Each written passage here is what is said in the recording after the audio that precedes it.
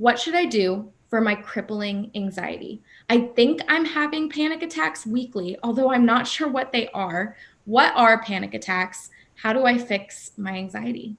Yeah, that's a great question. So, panic attacks, just a little bit in terms of just the biology, right? So, panic attacks, if I can speak correctly, happen when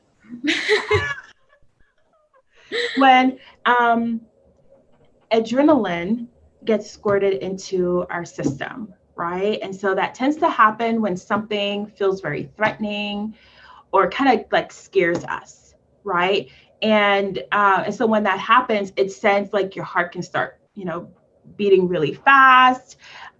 Your breathing can become very shallow, and it's been described as though, like, gosh, am I having like a heart attack, right? Because it's that just distressing, like physically and emotionally distressing. I was gonna say Um, panic attacks, there's this feeling like it's not gonna stop. yeah, Like I'm gonna die here. Like this is how it's gonna feel forever. It's never gonna stop. And there's just this like kind of like claustrophobia around it.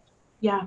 And so what you just said in terms of you feel like it is never going to stop. So yes, in the moment, definitely that's what it feels like. But we do know that they do stop. But how does that happen, right? And it's beneficial if there's someone there with you to have that person kind of help you calm down and help you feel really grounded, right? And that you're not alone with what you're experiencing, and that it is going to pass once the adrenaline is metabolized within your system. Like that will subside. But just having someone there with you, doing some deep belly breaths is very beneficial also. And in a few minutes, it does ultimately pass. But what that means is that something scared you, and it could be something emotional. Maybe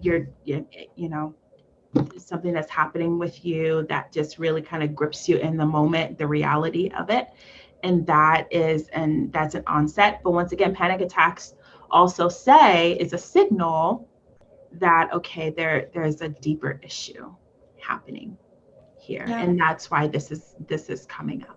Yeah. So like practically, how do we kind of address that anxiety before it leads to panic? What are some practical tips for her with dealing with that anxiety?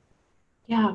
So when I would say when you're noticing, so the first thing is really being in tune with your body, really being in tune with your body and noticing the initial onset your of your anxiety in your body, whether it's, okay, I'm noticing my heart is beating a little bit fast, I'm getting really sweaty, and kind of tuning in. So this is interesting because you would think like when you're anxious you want to go away, like you want to like kind of push it to the side and move on to the next thing.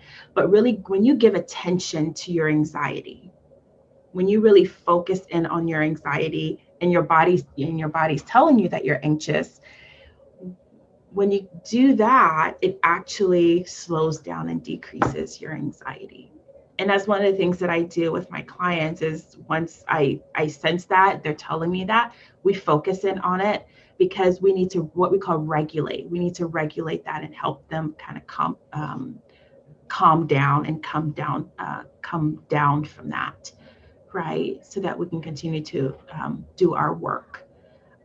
So just focusing on it, being in tune, acknowledging, not suppressing or ignoring, and being very gentle when you're doing that. Not being judgmental towards yourself because you're feeling anxious, but a compassionate tenderness, directedness towards that part of you that's feeling anxious in the moment, and to know that it's telling a story. It's just telling a story. Something has happened, and that's what's triggering that, right?